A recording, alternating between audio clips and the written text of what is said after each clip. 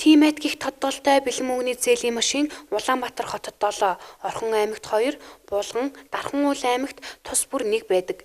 Энэхүү ATM шуурхай зээл олгодог гэдгээрээ иргэдийн дунд алдаршаад байна. Тус бэлэн мөнгөний машинаас зээл авахд маш хялбар. Иргэд хурууныхээ болон иргэний үнэмлэхээ уншуулад л 10,000-аас 300,000 төгрөгийн доторх зээлийг 1 минут хүрэхгүй хугацаанд авч байгаа нь утааралал үүсэх шалтгаан болж байна. 10,000-аас эхлээд тэгэл дээш нэг 90,000 төгрөг аваад тэгэл нэг 100 гаргаад төлдөг гэсэн шүү дээ. Ирэх төлөхөд бол зүгээр шүү дээ. Нөгөө хэдэн төгрөгийн хүүтэй гэдгээр утгаараа л эн чинь хүний хэрэгцээтэй хүн тэг 31-ээр одоо хэд хончоос хамаагүй ч гэсэн төлөвлөхөд энэ ер нь тэгээд буцаа төлөгдөөл буцаал зээлээ авчих тийм. Би яран эхлээд үзэх гээд байна. Одоо хангуудаа туршиж үзэх чинь. Энэ найзаасаа сонссон. Эндээс зээл авсан.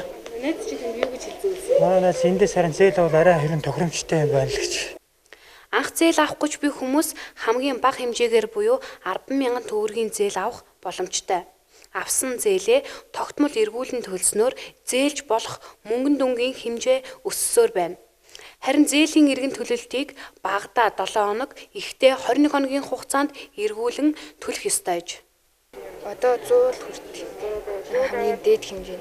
Хэд хоногийн хугацаатай? Хамгийн дээд нь 21. Тэгээд доод нь 7 хоног сонголттой. Төлөлт юм. Хэдийг төлөх чинь? 100 харийг аваад 140 40 болох төлөлт. 3-7 хоногоор хугацаатай авчихсан. Энэ тэгэхээр одоо боломжтой хүндрэлтэй байна уу? Гүй гайгүй. Яг нөгөө мөнгөний хэрэгцээ гарахаар авчдаг болохоор гайгүй. Өөрөө бодороос хэрэгтэй. Би оюутан. Тэгэд хүмүүс чараа 7 хоногийн хугацаанд 7 хоногт 10% заяа, 14 хоногт 20%.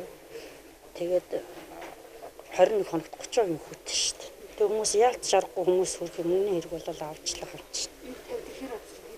Энэ удаж байгаа шүү дээ. Ямар ч гэсэн нэг 5-6 сар болцсон шүү. Тэгэл урд нь зүгээр нэг л удаа авсан. 10,000 төгрөг аваад сая төсөө одоо зүгээр нэмж авч үзэх гэлээ. Давд бол нэг амар л юм лээ.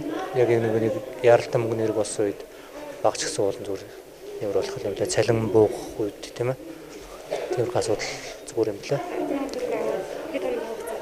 14 хоногийн хугацаанд би чинь 12,000 болгож авсан. Тийм зүгээр яг толцсон үед бол тэр зүгээр хэрэгтэй юм билээ. Ямар ч шалгуургүй тус зээлийн эрсдэлтэй тал нь хүү өндөртэй. Тодорхойлбол иргэд 10,000 төгрөгийг 7 хоногийн хугацаатай авахд 10% хүү төлнө. Хугацаа хойшлох тусам буюу 14 хоногийн хүү 20%, 21 хоногийн хүү 30%-аар бодогдно. Эндээс харахад зээлийн дээрх хялбар шийдэл нь иргэдийн эрэлт дээр түшгэлсэн боловсон лойвор юм. Төсвийн цалинтай тэтгэмжийн мөнгөөр амьдардаг сарын цалин хаанаач хүрдэггүй иргэд энэхүү зээлийг олноороо авч байгаа нь харамсмаар.